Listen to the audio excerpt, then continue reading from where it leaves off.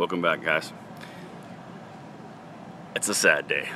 I'm actually on a university campus, but I just wanted to make this quick message because I was impassioned about something and I wanted to put it out there and just kind of have it out there. So currently, in the past 5 to 10 years, our safest institutions in our country have become attacked. The places that are the safest, the places that are the most comforting, the places that we can grow our foundations from have become places that we can't anymore. Churches, daycares, elementary schools, concerts. These places are places that we go to be ourselves, to relax, to grow our children's minds, to grow ourselves, to improve our culture, improve everything. It's not the same world we grew up in. It's just not.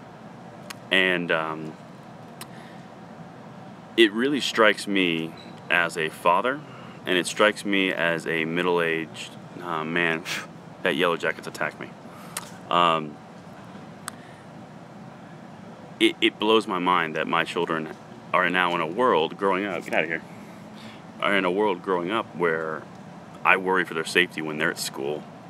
I worry for their safety when they're at church. I worry for their safety when they're walking around on campus. My words of advice are pretty simple. We have to adapt to our adapting culture.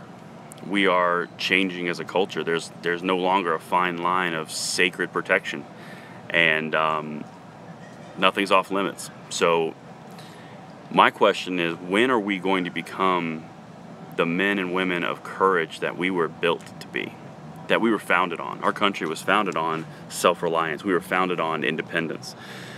There's a lot of things that we've lost from our safe environment that we need to get back. We need to protect ourselves. We don't need to rely on the police officers to come and save us from something happening. We don't need to be in a position where we have made ourselves easy victims for someone to come and save us. We need to be in a situation where we can protect ourselves. Men and women of courage. And how you do that, how anyone does that, is their own thing. I'm not going to try to tell you what to do. I have my solution. But I'm not talking about on an independent solution. I'm talking about deacons, leaders of family units in churches, leaders of family units in schools. We need to have a conversation, a different type of conversation that we are not used to having. We need to be ready to protect our families when we're at church. When our kids are at school, we need to be ready to protect them. And you're going to hear a lot over the next few days that we need to have a conversation, and they are damn right. We need to have a conversation. We need to have a conversation about how we can self-reliantly protect ourselves. Self-reliance. We need to protect ourselves, take it upon our own backs, shoulder our own burdens, and protect us. That's the question. How will we protect ourselves? How will we be men and women of courage and walk into our building and say, this is our plan. This is how we're going to defend ourselves. Yeah, you guys go do your thing, but the 5 of us, we got your backs. That needs to be a conversation.